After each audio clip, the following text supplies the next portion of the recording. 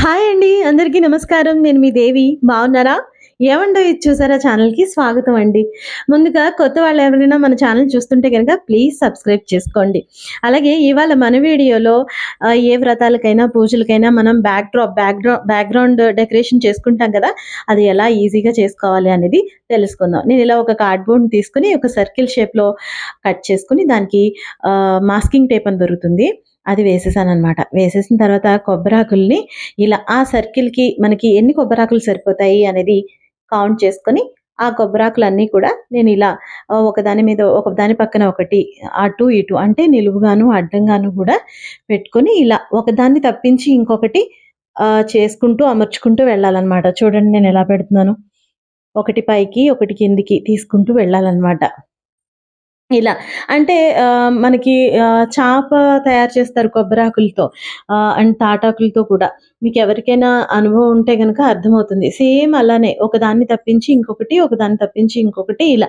నేనైతే ఈ సర్కిల్ సైజ్‌లో తీసుకున్నాను. మీరు ఎంత సైజ్‌లో కావాలంటే అంత సైజ్‌లో తీసుకోవచ్చు. అంటే మీరెంత సర్కిల్ తీసుకుంటే దానికి తగ్గట్టు అంత పెద్దది చేసుకోవచ్చనమాట. ఇది చూడ్డానికి చాలా అందంగా బావుంటుందనమాట. డెకరేషన్‌లో ఎప్పుడైనా సరే పచ్చటి ఆకులతోటి, ఇంకా పూలతోటి చేసుకుంటే చాలా అందంగా బావుంటుంది. సో, నేనిలా మొత్తం అమర్చేసుకున్న తర్వాత ఇలా ఏం చేశానంటే గ్లూ గన్ ఉంటుంది కదా! గ్లూ గన్ తోటి నేనేంటంటే ఇలా అతికిచ్చేస్తున్నాను దీన్ని వెనకాల. సర్కిల్ షేప్‌లో ఉండేటట్టు. నాకు ఏవైతే ఎక్స్‌ట్రాస్ ఉన్నాయో, ఆ ఎక్స్‌ట్రాస్ అవసరం లేదనమాట.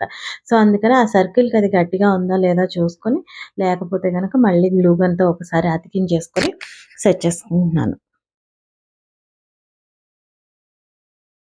ఇలా అన్ని మూలలా కూడా మనం సెట్ చేసుకోవాలి. అలాగే ఇలా సెట్ చేసేసుకొని, ఆ ఎక్స్‌ట్రాస్ ఏవైతే ఉన్నాయో వాటిని మనం కట్ చేసేసుకోవాలనమాట. ఇంకా మన ఛానల్‌లో గివ్ అవే నడుస్తుందన్న సంగతి మీ అందరికీ తెలిసిన విషయమే కదా!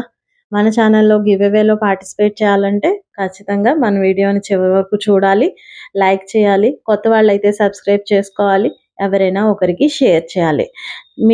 మన ఛానల్‌ని మరికొంతమందికి దగ్గరికి తీసుకువెళ్ళాలంటే మీ లైక్స్, షేర్స్ నాకు చాలా చాలా చాలా అవసరం అండి. మీరందరూ కూడా ఇంతవరకు చాలా సపోర్ట్ చేశారు. ఇక ముందు కూడా ఇలానే సపోర్ట్ చేస్తారని ఆశిస్తున్నాను. నేను బయట కూడా అంటే ఎక్కడ కూడా అది మనకి ఊడిపోతుందేమో అనే అనుమానం రాకుండా మొత్తం అలా స్టిక్ చేసేసుకోవాలనమాట. ఆ ఎక్స్‌ట్రాస్ ఏవైతే ఉన్నాయో అవి కట్ చేసేస్తే ఇది ఇలా ఉంటుంది. చాలా బావుంది కదా! సంథింగ్ డిఫరెంట్ లాగా, లుక్ లాగా. ఇప్పుడు ఈ మిగిలిపోయిన ఆకులున్నాయి కదా! వాటిని మనం పడేయకుండా వాటితో కూడా మనం ఒక లీఫ్ ఇలా కట్ చేసుకొని ఏం చేయాలంటే దాన్ని ఫోల్డ్ చేసుకోవాలి ఇలా.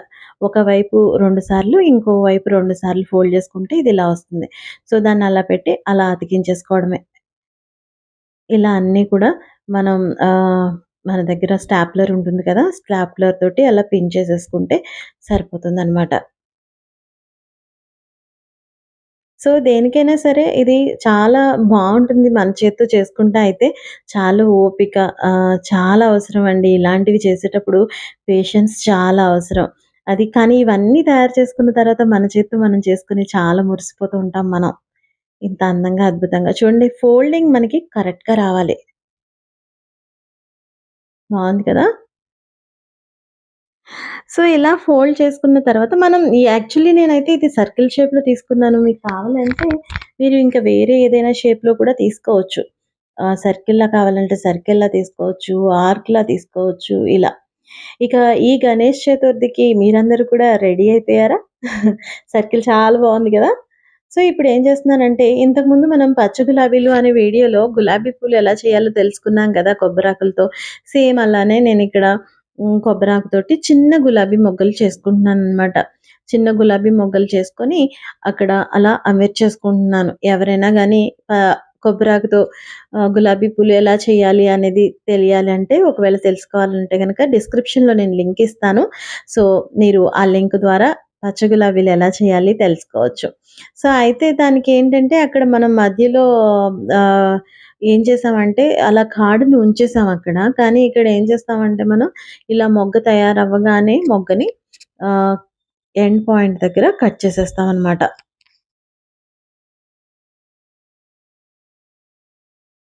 సో, ఇలా అతికించేసుకుంటే చాలా అందంగా ఉంటాయి. ఇలా మనం చుట్టూ యూజ్ చేసేసుకోవచ్చు. దీన్ని బ్యాక్ డ్రాప్ కిందే కాదు, మనం ఒక పూజకి యూజ్ చేసే పళ్ళెంలా గూడా యూజ్ చేసుకోవచ్చనమాట. ఇప్పుడేం చేస్తున్నానంటే, డబుల్ టేప్ తీసుకొని నేను చుట్టూ ఇలా డబుల్ టేప్ తోటి అంటించేసుకుంటున్నాను. ఇలా డబుల్ టేప్‌తో అంటించేసుకున్న తర్వాత, మన దగ్గర ఏవైతే ఫ్లవర్స్ ఉన్నాయో, ఆ ఫ్లవర్స్ తోటి చాలా అందంగా మనం డెకరేట్ చేసుకోవచ్చు. ఇవాళ గివ్‌అవేలో నేను అడగబోయే ప్రశ్న, 'కనులు సేద తీరవాయే' అనే పాడ్‌కాస్ట్‌లో రాధ చెయ్యి పట్టుకొని పెళ్లి చేసుకుంటా అన్న క్యారెక్టర్ పేరేంటి? 'కనులు సేద తీరవాయే' అనే నవలలో రాధ చెయ్యి పట్టుకొని పెళ్లి చేసుకుంటా అన్న క్యారెక్టర్ పేరేంటి?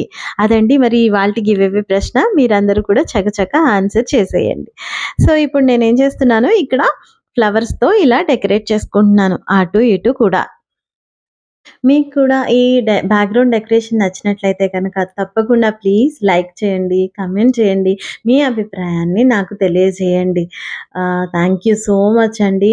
మీ అందరి సపోర్టు నాకు ఇలాగే ఉంటుందని ఆశిస్తున్నాను. చూడండి ఎంత అందంగా ఉందో ఇది తయారైపోతే. చాలా బావుంది కదా! సో, ఈ వీడియో మీ అందరికీ నచ్చినట్లయితే గనక ప్లీజ్ లైక్ చేయండి, షేర్ చేయండి. కొత్త వాళ్ళైతే గనక సబ్స్క్రైబ్ చేసుకొని మీ సపోర్ట్‌ని నాకు అందించండి. Thank you so much for all your support.